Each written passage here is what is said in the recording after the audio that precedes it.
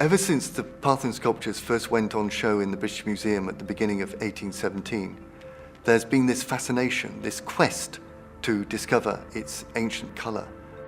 But it's kept its secret for nearly 200 years now. The travellers who, in the Enlightenment, went to Athens were able to see more even than we see today of the evidence for painting the architecture.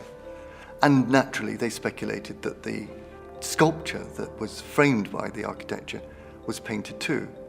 But from that time until now, there hasn't been a single scrap of evidence to prove that the sculptures from the Parthenon in the British Museum were coloured.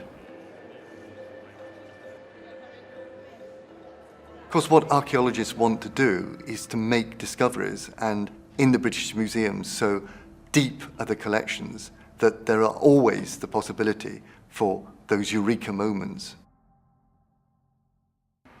I was doing regular imaging, and I was using a particular kind of light.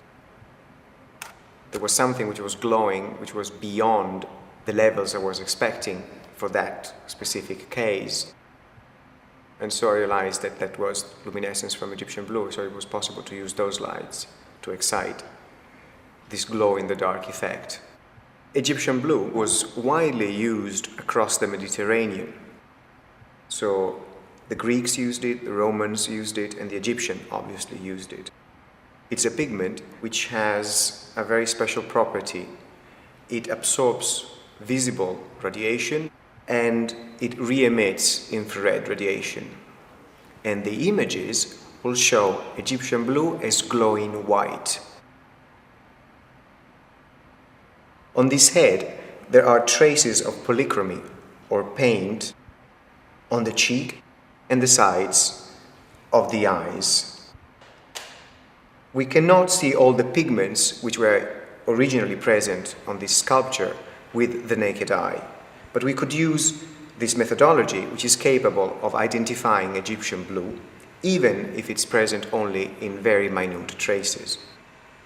The same technique which we used on this unidentified head from the Temple of Artemis in Ephesus was used to reveal the presence of Egyptian blue on the Parthenon sculptures.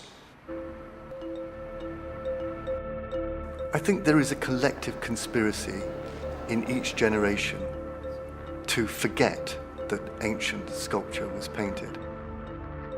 We forget it because the Renaissance forgot it when they found sculpture in excavations in Rome where paint had faded and contemporary sculptors chose to carve marble without paint. Ours is a culture that still shares the arts and crafts movement aesthetic of truth to materials. We can't bear the thought that one takes marble and polishes it to a sheen and then obscures its white, pure surface with coloured paint. But that is what was done in antiquity. In the pediments, we find colour on the backs of some of the sculptures, which is curious, considering that they would never have been seen once they were placed in position on the bottom shelf of the pediment. But then it's also curious that the sculptures were carved on the backs when they wouldn't be seen. A not impossible explanation is that the sculptures, like the building, were a great votive offering to deity, and by representing the gods and the worshippers, there was an act of religious communion with them. So one could say that out of reverence for the gods, colour was added to the finish, where perhaps it wasn't to be seen.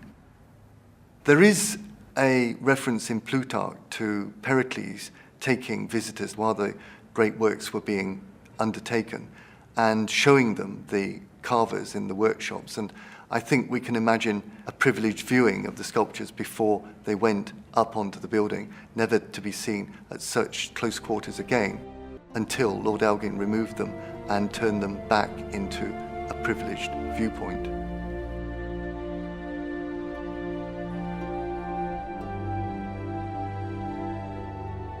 Iris, the goddess of the rainbow and of the upper air, is touching down from flight. Her tunic presses itself flat against her belly and her breasts and flutters out at the edge and is contained by a belt above the waist. A belt which now, only now, we understand is blue. I confess that after long years of looking and not finding, I'd begun to doubt that the sculptures were painted at all. Then suddenly, there is the belt of Iris glowing away, full of Egyptian blue, and everything changes.